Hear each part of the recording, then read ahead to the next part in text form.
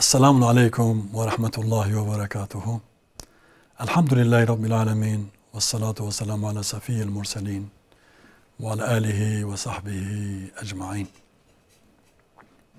Bizleri Kur'an'ın gölgesinde bir araya getiren Rabbimize hamd ve senalar olsun. Onun kulu olmak ne kadar güzel bir şey. O yegane hükümran olandır. Her şeyin sahibi ve efendisi olandır. Bizi insan olarak yaratması ne büyük bir lütuftur bizler için. Onu tanımış olmamız, onunla tanışmış olmamız, onu idrak etme çabamız, onun verdiği lütuftan başka bir şey değildir. Ya onu tanımazsaydık, ya bizi yaratmasaydı, böyle bir ihtişamdan, böyle bir kudretten mahrum kalsaydık, kayıpların en büyüğünü yaşamış olmaz mıydık? Cennetten daha büyük bir kayıptır bu. Onun için bize kendi tanıtmış olması, kendini hatırlatmış olması, idrak ettirmesi, bize hidayet vermesi karşılığı ödenemeyecek büyük lütuflardır.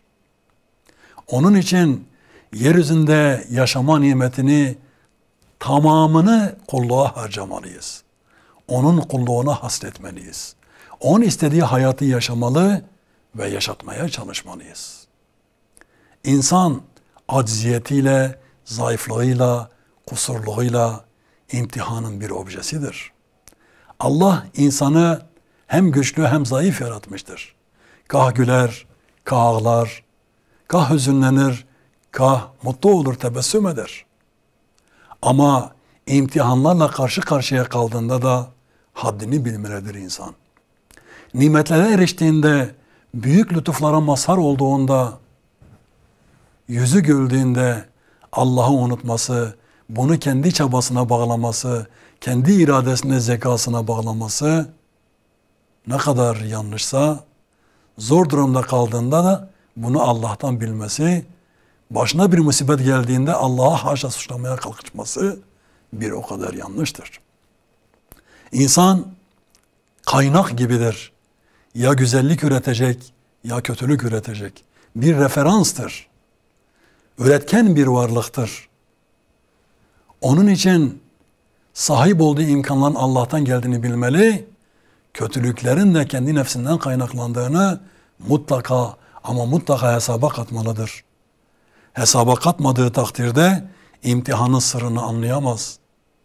Yola yanlış bir adımla başlamış olur ki böyle bir durumda yol hedef saptıracaktır ona. Hedeflenen yerden başka bir yere gidecektir. Böyle bir duruma düşmemesi için insan haddini bilmelidir. Bilmelidir ki kusurların ve eksiklerin yegane kaynağı kendisidir.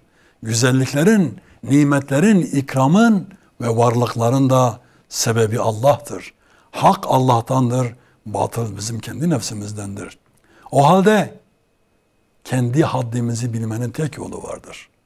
Yüce Rabbimizin koyduğu sınırları bilmek, onlarla amel etmek, onlarla iştigal etmek, hayatı öylece yaşamaktır. Bu açıdan Kur'an-ı Kerim defaatle bu gerçeği hatırlatıyor.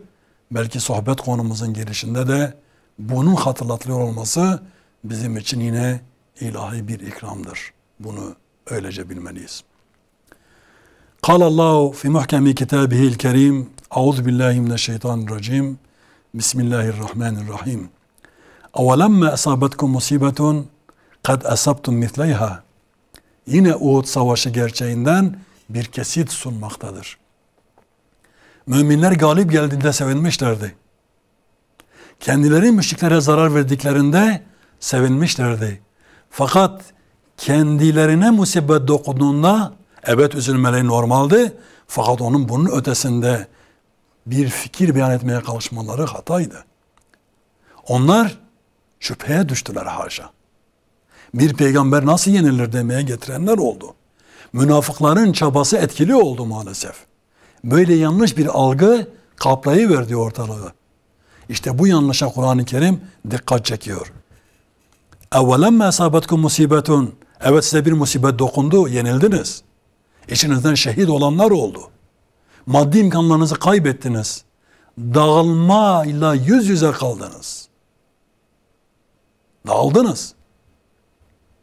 Zafer beklerken tam tersi oldu. Evet, bu doğal, bu normal. Siz hep Allah'ın sizi galip kılacağını zannetmiştiniz. Oysa Allah sizi duygularınızla, düşüncelerinizle imtihan edecekti. Her zaman zafer verseydi asıl yenilgi o zaman olacaktı. Zira ders çıkaracak bir şey olmayacaktı. Bir kulun her istediğini yapması, her duasını Rabbimizin kabul etmesi bir lütuf değildir. Bunu öylece bilmek lazım. Çünkü kul bazen ne istediğini bilemez. Her daim zafer ister. Size bir musibet dokundu, doğru, musibetin. Kad asabtum misleyha, fakat siz iki katını karşıya zarar şekilde vermiştiniz zaten. Sizin başınıza gelenlerin iki katını Allah düşmana daha önce tattırmıştı Bedir'de. Hem de sizin elinizle. Peki o zaman niye öz eleştiri yapmadınız? Ya da ya bu tamamen Rabbimizin bir zaferiydi, Allah'ın yardımı olmasaydı biz kaybederdik demediniz acaba? Şimdi de kendi imkanlarınıza güvendiniz, zafer beklerken yenildiniz, başınıza gelen bu musibet sizi hezimete uğrattı, öyle mi? Düşmana Allah'ın izniyle zarar verip onları yok ederken iyi, fakat başınıza bir şey geldi diye hemen Allah'tan yüz mü çevireceksiniz? Hemen şüpheye mi düşmeniz gerekiyor? Hayır, bu yanlış. İslam ordusu olmanız bir gerçeği değiştirmeyecektir. Allah kullarını imtihan edecektir. Bireysel olarak da imtihan edecektir. Topluluk olarak da imtihan edecektir. Ümmet olarak da imtihan edecektir.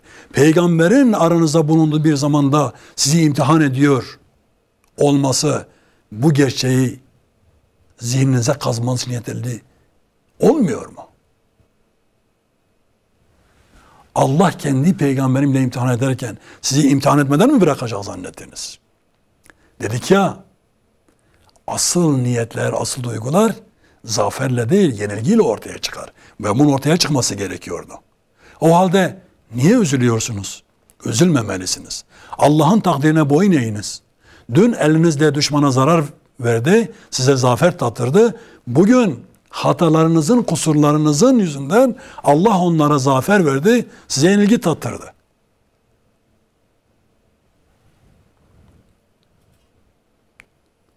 Kultum enne hâzâ. İşte bu soru var ya, bu soru. Bu nasıl olur? Ya bu nasıl? Enne hâzâ. Kultum dediniz ki bu nasıl olur? Bu başımıza gelen niye geldi? Peygamber aramızda değil mi? Biz peygambere tabi olmadık mı? Biz hak yolunun yolcuları değil miyiz? Biz Allah'ın kulları değil miyiz? Evet. Nasıl olur da yeniliriz? İşte insanın kendini unutması. İç dünyasındaki hesapların savaş alanına yansıyacağını hesap etmedi insan. Bireysel hata zannettiği, addettiği, o iyi olmayan niyetlerin bir İslam toplumunun tamamını nasıl etkilediğini fark etmedi insan. Bunu fark etmesi gerekiyordu. İşte ondan dolayı geldi. Onun için enfüse göndermede bulunuyor. İç dünyanızda sakladığınız düşüncelerinizle, tutumlarınızla, tasavvurlarınızla Allah seni imtihan etti. Ey Müslüman, bunu bilmelisin ki içinde doğup büyüyen o fitne, yanlış düşünce öyle kalmıyor orada. Tecessüm ediyor. İslam toplumuna zarar veriyor. Bir toplumun tamamını yok etmeye dönüşen bir bombaya dönüşüyor. Ama sen bunu kendine hazır zannediyorsun. Enfüs, iç dünya çok önemli ama. Efendim ben böyle düşünüyordum da bunun bir zararı yok. Sakın böyle bir algıya düşmeyiniz. Zira hiçbir fikir insan içinde öylece kalmaz. Mutlaka tecessüm etmek, ete kemiğe bürünmek ve karşını bulmak ister. Hayatta varlık sahibi olmak ister. En sapkın fikirlerin, düşüncelerin, ideolojilerin bile tecessüm etmiş halleri yok mudur? Vardır. O halde yürekte belirmiş kötü düşüncelerin sosyal hayatta tecessüm etme arzusu korkutucudur. ürkütücüdür ve tehlikelidir. Müminlerin buna müdahale etme zorunluluğu vardır. Salt bir düşünce olarak kalmaz. İfade özgürlüğü dediği şey bu değildir. Bu ifade özgürlüğü değildir. Bu fitne ateşini tutuşturmanın adıdır. İslam toplumu içerisinde. O halde münafıkların ve fasıkların oyununa gelip de şüpheye düşmeleri için zemin hazırdı. Yenilgi lazımdı sadece.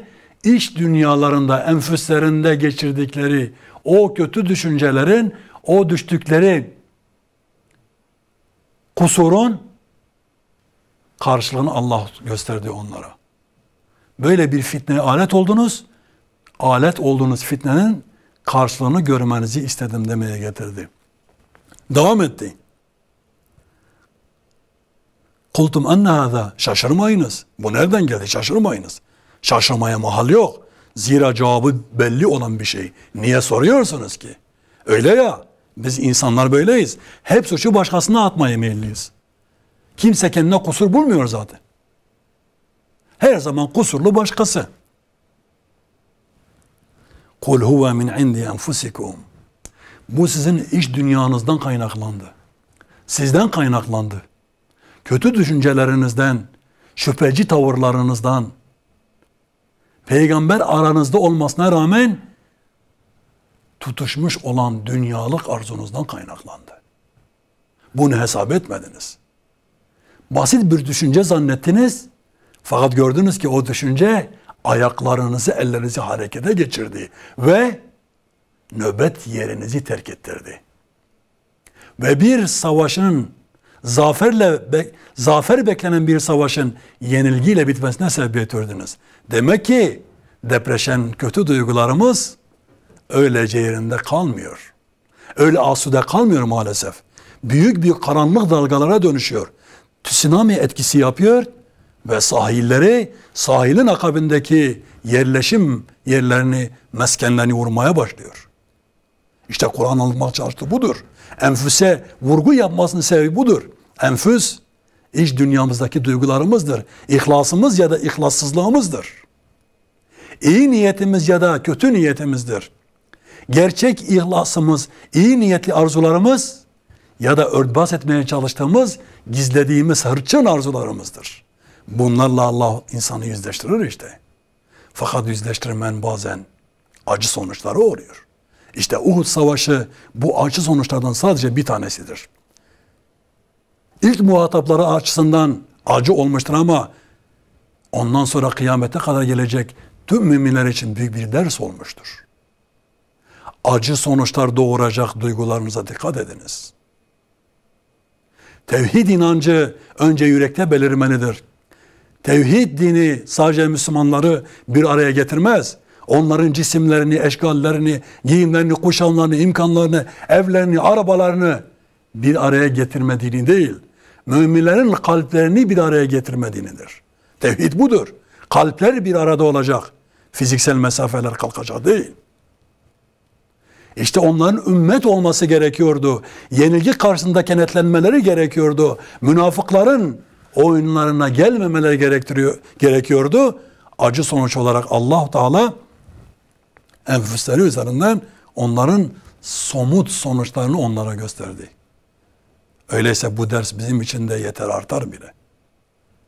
Toplumsal ilişkilerimize baktığımızda bozulan toplumun o bozulma sebepleri arasında bizim etkimiz var mı yok mu diye hesap etmeliyiz.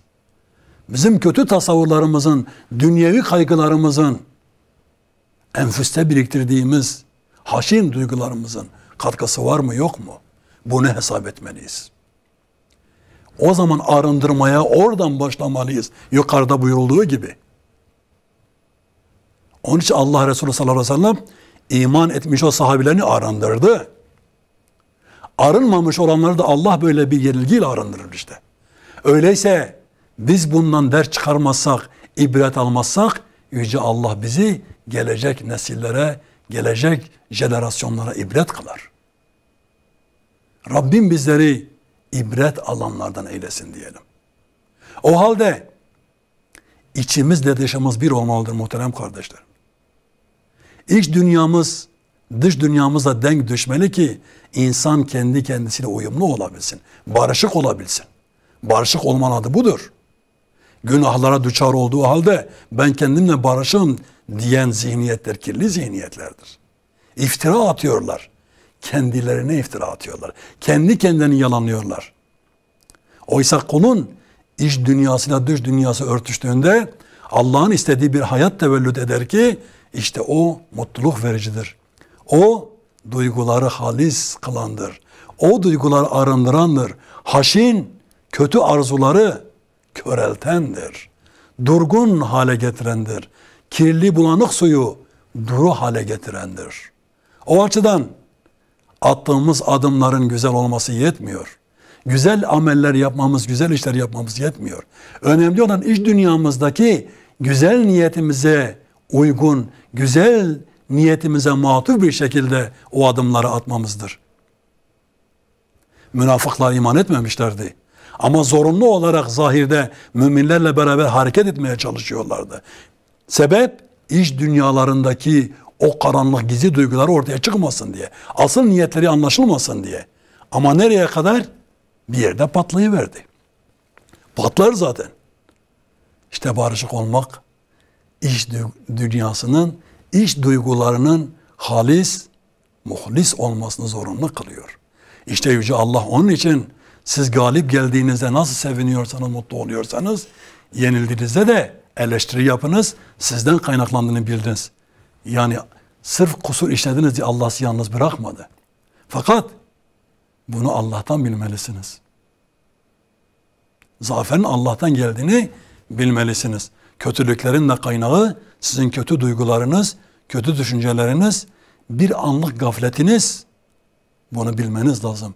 İşte o gafletten kurtulmanın adı böyle şiddet bir imtihan olarak tecelli etti.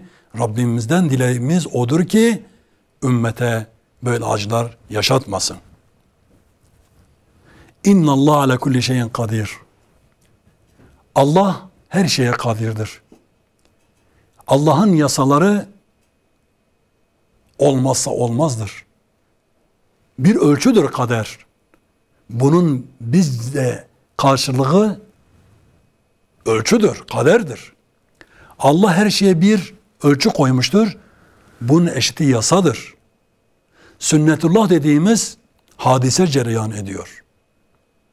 Allah her şeyi bir yasaya tabi tutmuştur. Ve o yasa işler, insanlar da o yasalara tabi olmakla mükelleftir. İstesek de istemesek de sünnetullah kendi mecrasında akıyor zaten. Hiç kimse bugüne kadar engelleyememiştir. Kimse de engelleyemeyecektir. O halde ilahi yasaların yani sünnetullah'ın çerçevesi içerisinde hareket etmek en doğru olandır. Aşamadığımız bir engelle mücadele edemeyiz biz. Gücümüz yok buna. Allah'ın koyduğu yasaları kimse aşamaz. O ölçüleri kimse değiştirme gücüne sahip değildir ki. Hiç kimse başkasının duygularını değiştiremez. Hayatına yön veremez. O halde ilahi yasaların hayatımız üzerindeki etkilerini iyi okumalı, hikmetle yaklaşmalı ve bilmeliyiz ki Allah her şeye kadirdir. Hiçbir şey Allah'ın kudret tecellisi dışında gerçekleşmez. Yani yenilmiş olmanız haşa Allah'ın zaafından, zayıflığından değildir. İlahi hikmetin tecellisindendir ve sizin kendi nefsinizi, kendi özünüzü hesaba çekmenizin gerekliliğindendir. Öz eleştiri yapma zorunluluğundandır. Dolayısıyla zafer de kazandığımızda, yenilgi de tattığımızda kendi nefsimizi eleştirebilmeliyiz. Kendi kusurlarımızı masaya yatırmalı, onun etki derecesini, toplumsal bağlantılarını, sosyal hayattaki etkilerini irdelemeli, sonuçları üzerinden ya kendimizi kınamalı ya Rabbimize şükretmeliyiz. Daha kalıcı hale gelsinler diye. Bu çerçeve dışına çıktığımızda her şeyimizi kaybederiz. İnsan hem etkin bir role sahiptir, amildir ama aynı zamanda mef'uldür. Sürekli amil olmaya kalkışması, sürekli etki etmeye kalkışması, edilgen olmaktan kaçırması doğru bir tutum değildir. ayetlerin karşısında edilgendir, edilgen olmak zorundadır ki dünya hayatı üzerinde aktif bir rol üstlenebilsin. Onun için müminin aktif olanı ayetlere mef'ul olandır. Ayetlerin etkisi altında ezilendir. Onları hayat tarzı haline getirendir. Onları bağlamından koparmayandır. Onların hayatla bağlantısını oluşturmaya çalışandır. Ayetlerle toplum arasında köprü olmaya çalışandır. Ayetlerin tecessüm etmesi, toplumsal yansımalarını arttırması için çaba sarf edendir. Haşa, Allah kendi dinini yaymaktan aciz değildir. Fakat imtihan gerçeği, insan gerçeğini de örtbas etmememiz gerektiğini ortaya koyuyor. Allah insan eliyle güzellikleri gerçekleşme dilemişse mutlaka muhataplarını bulacaktır. Seçecektir. Neden seçilmiş kullardan biz olmayalım ki? Peygamberler en seçkin kullardır. Fakat Allah'ın dinine tabi olmak, onun dinine davet eden bir davetçi olmak, bu kimliğe haiz olmak, seçilmiş olmakla eşdeğer değil midir? Onun için hangi durumda olursak olalım, kaybettiğimiz ya da kazandığımızda, gaflete düştüğümüz ya da uyanık olduğumuzda bağımızı kesmemiz gereken tek yer Yüce Rabbimizdir. Kusurlarımızı ve günahlarımızı itiraf edip onun önünde ağlamalıyız huzurunda. Hatalarımızı kabul etmeli ve onları bir daha işlememe adına nefsimizle mücadele etmeliyiz. Bundan dolayı da Kur'an-ı Kerim sürekli enfüse vurgu yapıyor. İç alemimizdir enfüs. Dış zahirimiz değildir.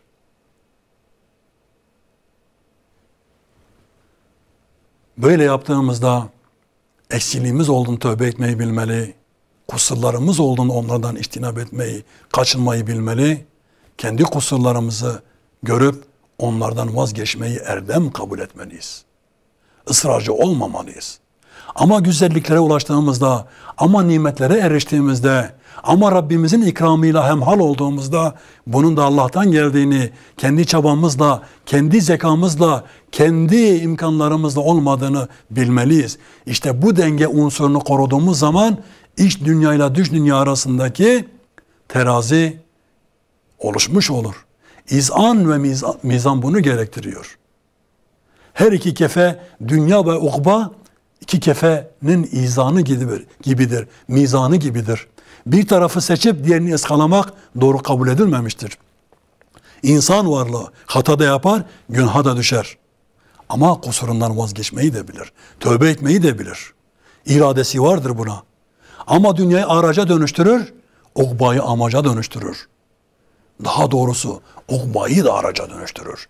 Zira amaç Allah'a razı etmektir. Aşığın maşuka kavuşma arzusu sebeplere takılmamalıdır. Onun için asıl dava sahipleri mücadele verdiklerinde cenneti düşünmezler. Cehennemde yanmayı da düşünmezler onlar. Onlar çünkü basiretle sadece Allah'ı görüyorlar. Allah'a bağlanmışlardır. Onlar davaları dışında hiçbir şey istemiyorlar. Onların tek bir iddiası vardır: Allah'a razı edebilmek. Gerisi teferruattır. Rabbim bizleri o gerçek dava sahiplerinden kıl. Yeryüzünde, yani hem dünyada hem ukbada razı olacağın kullarından eyle bizleri. Kur'an'ı ve İslam'ı hayatımızdan ırak tutma. Ya Rabbim bizi Kur'an'la yaşat, Kur'an'la öldür ve Kur'an'la dirilt. Sadakallahul aliyyul azim. Subhane rabbike rabbil izzati amma yasifun. Ve selamun alel murselin. Velhamdülillahi rabbil alemin. El Fatiha.